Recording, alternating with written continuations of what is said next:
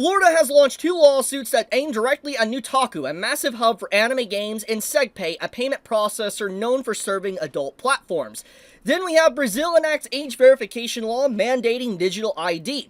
Then we have Australia's under 16 social media ban that could extend to Reddit, Twitch, Roblox, and even dating sites, but it doesn't just stop there. We also have this extending to gaming platforms like Steam, and Valve has yet to make a comment on the situation, but once again, it doesn't just stop there. Among the list of different restrictions from Australia's under 16 law, you have GitHub that's going to be restricted, a cloud-based platform for sharing software code, and let's be completely blunt, anyone that is aware of GitHub knows kids are not using GitHub. The real reason why this in particular is being restricted is to restrict adults from potentially making their own software or code or whatever to get around digital ID or to try to keep their privacy private, for instance. So it's very obvious that what this government, in particular Australia, is doing is not about think of the children or protect the kids, it's all about control. But let's go one step further. We also have this: the EU still wants to scan your private messages and photos. 7 member states opposing, 12 member states supporting, 8 member states undecided. I'll get into this in just a moment. Then we have the Prime Minister of UK, which straight up goes completely mask off and is more or less saying like, okay, I created the problem, here is the solution to the problem, but I'm not going to fix the problem, I'm just going to control and invade your privacy, so to speak. And you can obviously see just from the community note that was added here, people are not happy. I mean, people are very unhappy with what the Prime Minister of UK said about pretty much controlling the public, censoring the public, censoring the internet, and also restricting other companies around the world as well. You have big content creators like even Asmongold, for instance, talking about this, so it's really big indication that yes, this is kind of a talk of the town today. But obviously, in response to this that came out earlier today, we had this petition to the UK government and Parliament, which has over 1,100,000 signatures. And to put this in perspective, when this announcement from the Prime Minister came out earlier today, the signatures here for this petition was like around 200,000, and then within a span of like 10 or so hours, this quickly jumped over 1,000,000 signatures, which is a pretty big deal, because if you read the bottom of this here, if the actual petition has over 100,000 signatures, it will be brought up to Parliament for a debate, for basically a governmental response. Now, to kind of remind everybody, about 2 months ago, when the whole Online Safety Act happened with the UK, there was a petition that reached about like 300 to 400,000 signatures, and the UK government pretty much responded saying, we heard you, we know what you're saying, but we don't care. We are thinking of the children, protect the kids, while we restrict adults and freedom of expression and speech. That's pretty much what the UK government responded with 2 months ago. And obviously, since then, there's been a lot more that's happened. The boiling pot has gotten even more hot. A lot of people are not happy by any means, especially with what's happened lately. And with the overall announcement from the Prime Minister directly talking about the situation that people are very upset about, but then his solution to it is not fixing the problem, but restricting the internet and people even more, a part of the UK public, obviously people are extremely unhappy. Now, I don't ask for this very much, guys, but I think it's very important to ask this right now, especially with the context of how important this video is. Please do leave a like on it, because it will help more people become aware of what's going on right now with this situation, and more people being able to fight back against the censorship of the internet. So, once again, leave a comment, leave a like on the video, whatever you can do, share it with your friends, because more people need to be aware of what's going on, and if you remain silent and you don't talk about this and let more people become aware of it, then all your rights are going to be taken away. So that is why I am really asking you at this time. I don't normally ask, but please do leave a like on this video. So, as you can see, there is a lot that has happened in just like the last few days that I'm going to be covering in this video. So I think what's very important to talk about, I guess, is first off, what the Prime Minister here said about, you know, censorship, digital ID, age verification, everything like that. And then we're going to go back to the very beginning, what I started with first in this video. So first off, we all know what the UK's been doing. It's literally some Shimonetta 1984 type stuff. And I think at this point, nobody expected Shimonetta to be a warning. It has turned out to be more of a warning than a parody, which should have just been a parody all along. It was a parody. But the fact that you see society slipping into an area that is very similar to where, like, there's complete restriction of access to the internet. If you try to point out something that you dislike with the government or whatever, they'll censor you. They'll send police officers to your door for posting a meme or anime content, or, you you need a license for everything. It's systematically been getting worse back to back, and there's many countries that have followed suit with this, with what happened in the UK. To start off, we got to talk about the stuff within Brazil. Brazil enacts age verification law mandating digital ID. Now, to be completely blunt, I'm not affiliated or know everything about the inner workings of Brazil. I don't know the whole situation on the ground, but from what I've been told from people that do live in Brazil, they have told me that it's very similar to what's been going on in Australia, EU, UK, and the United States. It's a continuous thing. It's the same exact thing. It's the same rhetoric. It's the same conversation. And once again, there is clearly a global push for all these different countries within the Western world to push this censorship of the internet, to rein in the internet, to control speech, to control people from talking,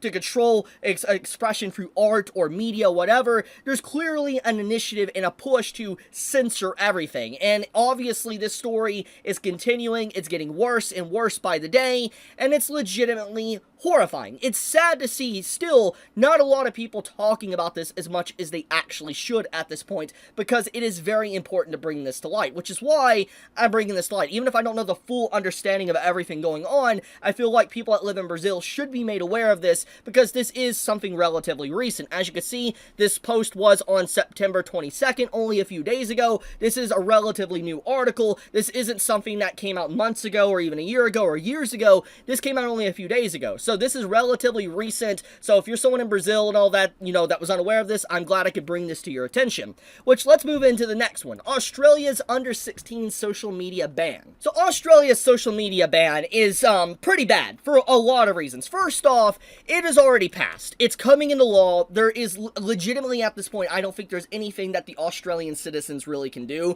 besides just continuously having an outcry against it, because it is already passed and it's set to come into effect by December 10th of this year, which is only a few months away. And so basically, if you recall everything that happened in the UK just a few months ago, think of that, but probably going to be a lot worse, because we got to think about who is in Australia. First off, Collective Shout, the originators of a lot of stuff that's happened in the last 2 months, with what happened to Steam, for instance, and Itch, and what payment processors got involved with when it came to gaming platforms. Collective Shout lives there, and it's the same country. It's obviously a country that has people that probably have these same exact ideals, especially since this law already got pushed through, and it's coming into effect on December 10th. So get ready for that. If you are in Australia, get ready for a lot more restrictions than you already had. But the thing is, it's not just affecting stuff like Twitch, Reddit, Roblox, or dating apps. It's affecting pretty much everything. I mean, I already showed the list here. Here's just some of the few things. Like, I mean, the fact that they're going after GitHub says enough about what Australia is trying to do here. They're not necessarily trying to protect kids or anything. They're more or less trying to rein in the internet. They're trying to stop the internet from being free. They're trying to stop people from being able to be anonymous or speak or be private, so to speak, online. They're wanting to stop you. And they also, the reason why they're making stuff like GitHub restricted is because they don't want you making software, code, or whatever that can get around their potential digital ID or anything like that. It's very on the nose. It's basically very mask off. I don't think anyone can, is getting fooled by this. It's just straight up a lie. They're literally spitting a lie at you, and it's like, I think everybody actually sees what they're doing. It's very despicable, and I really feel for the Australian citizens, because this is going to happen, sadly. There's really no fighting back against this at this point. I mean, the only way to fight back now, I would assume, is it comes into effect, and then the government basically just instantly fights back against it, or the people instantly fight back against it, and then it gets repealed or something. That's my only assumption at this point that can happen. But obviously, I need to talk about the EU stuff, which is the fight chat control. Now, I covered this a while ago, about a month ago. You might recall I covered a few countries that were opposing different things when it came to restriction of the internet, but let me get everybody up to speed. So, what this is this is tracking the individual countries that are in the EU that are opposed, supporting, or undecided for basically monitoring 24/7 surveillance of your private messages and internet traffic and knowing what you're doing. Pretty much just invading your privacy. That's literally what this law in effect is trying to do. And this chat control proposal mandate would scan all private digital communications, including encrypted messages and photos and stuff like that, which is obviously kind of like why. lie. It's a very big invasion of privacy. And at this time, these are the 7 countries that are, as you can see here, opposing the said law, chat control. These are the countries that are fighting for people's privacy. As you can see here, you can pause the video and read it for yourself.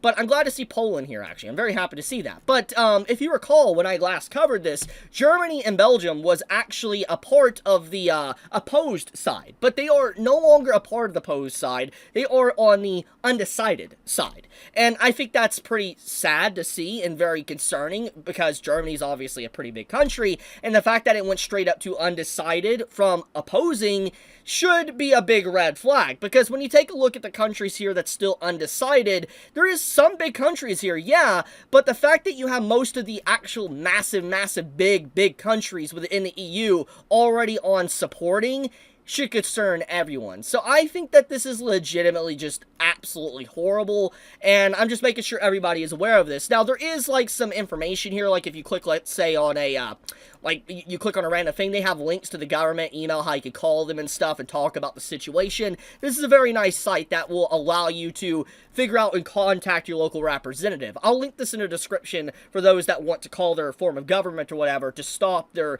internet from being basically censored. So, link is in the description.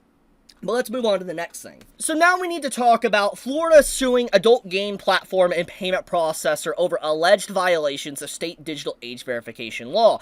This one is just insanity to me, because at first glance, when you look at them suing a payment processor, I'm not gonna lie, I thought it was good news, because, like, we have all seen a lot of bad news when it comes to payment processors in the last few months and years, actually, at this point, and when you hear that Florida is suing one, you're like, oh, it's probably good news. But in reality, it's not. And the reason for that is because if you do a quick read, just even at the beginning of it, this is literally what it says.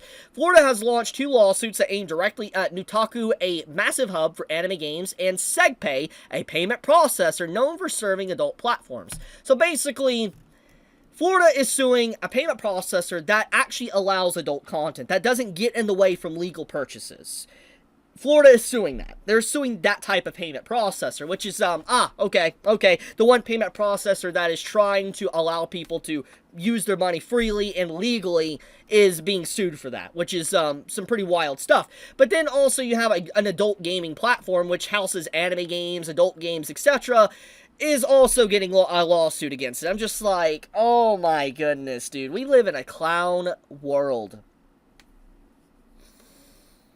We live in such a clown world. There's so many other problems going on right now in this world than this, that this doesn't even need to be a big focus. There's so much more other things going on. I don't understand why so many governments, so many people in power decided to come together as like, we are going to censor, control, and stop you from speaking out on the internet. I don't understand. And it really irks me, because there's nothing more important I can really talk about right now than this, because I feel like it's wrong of me to talk about anything else besides this, because this is not just, let's say, affecting me. This affects everyone. This hurts everyone on the internet, because if one country is allowed to do this, which technically has already been allowed in the UK, it will be a domino effect, and we are seeing that. We are seeing that happen. Multiple countries, multiple forms of government initiating very similar laws, doing very similar things, and it's just like, I've talked about this already. When you have one thing, 2 things, or even 3 things happen back to back, you could chalk it up as a coincidence. But when it happens 5, 10, 15, 20, 30 times, it's so and so in a row, that's no longer a coincidence. It's not. It's not. And the big thing here is a lot of people are trying to play, like, politics with this. And they're trying to say, oh, one side's doing this, one side isn't. But the problem here is that's what these people want. They want you to fight. They want you to be at each other's throats and not look at the bigger picture of what they're doing. What they're doing to manipulate the public, to keep everybody distracted, fighting each other, before they can pass these type of laws. It's so gross, man. I hate this so much. And I'm just... if there is one silver lining here, I'm glad to see so many signatures for this petition against the Prime Minister and what they did today. I really, really, really hope this goes somewhere, and that the government doesn't just do a response like, we don't care. We don't care about what you say. I actually hope there is a official response and there is some pushback against this digital ID, because, this will be a very bad thing. If this is allowed, this will continue to go to many different other countries. Just FYI. I'll leave it at that, though. Sorry to be Debbie Downer today and bring all this bad news, but it is very important to bring this to everybody's attention. It is probably the most important thing I can do with my platform, and yeah, that's what I'm doing it for. I love you guys. Thank you so much. If you enjoy my content, please subscribe. Do leave a like. It does help out a lot, and I would greatly appreciate it because, it helps with the algorithm, and it helps more people be able to discover, what's actually going on. But leave a comment if you want to help with the algorithm as well. Chibi out.